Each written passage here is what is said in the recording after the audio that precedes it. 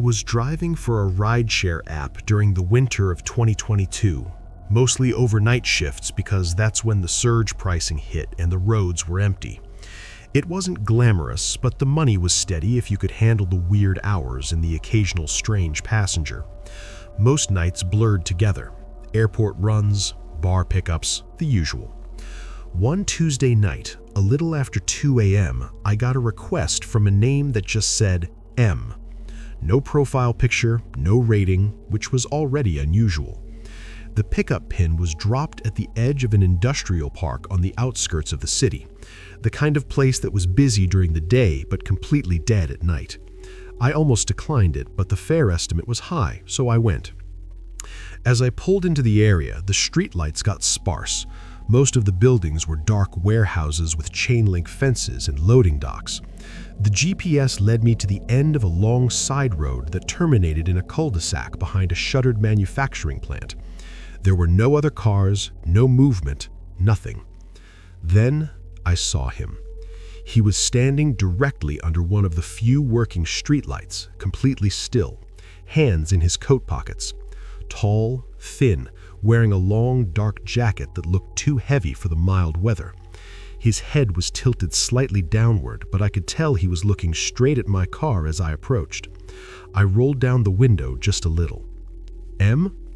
He nodded once and opened the back door, sliding in without a word. The air inside the car immediately felt colder, though that might have just been the door being open. "Hey," I said, trying to sound normal. No response. I checked the mirror. He was sitting upright, not slouched, not on his phone, just staring forward between the front seats. His eyes looked unfocused, like he was looking through me rather than at me. The destination was about 30 minutes away, across the city into an older residential area near the river. I started driving. For the first 10 minutes, there was nothing but silence and the sound of the tires on the road. Then I noticed something odd in the mirror. His lips were moving slightly. At first, I thought he was on a call with earbuds, but there was no phone in his hands, no headphones either. He was just whispering. "Sorry?" I said. "Did you say something?" He stopped immediately. "No." His voice was flat, almost monotone, and it sounded closer than it should have, like he was leaning forward, but when I glanced back, he was still sitting upright against the seat. Another 10 minutes passed. We were on the highway now, no other cars around us. I started to relax, thinking maybe he was just weird or tired. Then my navigation app glitched. The route suddenly recalculated, telling me to exit early. I frowned but followed it, figuring there was construction ahead. The new path took us off the highway and onto a narrow road that ran parallel to the river. There were no streetlights at all now, just trees on both sides and the faint reflection of water through the gaps. That's when he spoke again. "You missed it." I checked the map. "No, this is the route it gave me." "No," he said quietly, "you missed it." I didn't know what he meant, so I kept driving. A minute later, the navigation went silent.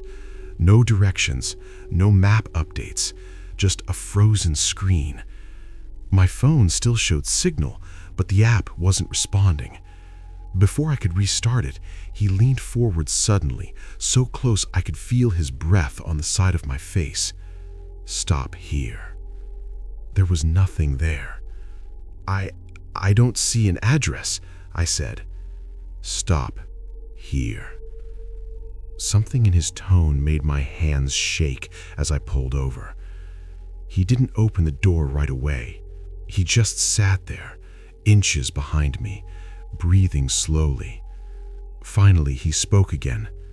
"Don't watch." I didn't turn around. I heard the door open, then close softly. No footsteps on pavement, no sound of him walking away. After about 10 seconds, curiosity got the better of me. I glanced in the side mirror. The road behind me was empty. I twisted in my seat.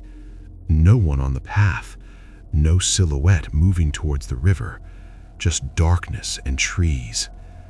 My heart started pounding. There was no way he could have moved that fast without making noise.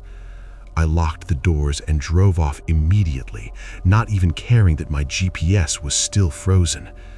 About 5 minutes later, my navigation suddenly came back to life, rerouting me automatically to the exact same destination as before. I kept driving, trying to convince myself the ride was over and I'd never see him again. Then I noticed something in the rearview mirror, a dark shape on the floor behind the passenger seat. At first, I thought it was a bag he'd forgotten, but as my eyes adjusted, I realized it wasn't an object. It was movement. Something was shifting slowly in the shadowed footwell, like a person crouched low to the ground. My chest tightened.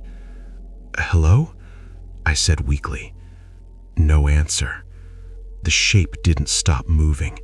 It rose slightly, just enough for the top of a head to become visible above the seat cushion. Not the man from before. This head was tilted at an unnatural angle, almost sideways, as if the neck were bent wrong. Then 2 eyes opened. They reflected the dashboard lights faintly, staring directly at me through the mirror. I slammed on the brakes, swerving towards the shoulder. When I spun around, the back seat was empty, completely empty. No person, no bag, nothing. I jumped out of the car, throwing open both rear doors. Nothing inside but my own scattered belongings. Shaking, I got back in and sped the rest of the way to a brightly lit gas station where I stayed until sunrise. When I finally checked the trip details later, the ride was still active. The passenger hadn't been dropped off. There was no cancellation, and the name M had been replaced with a blank space.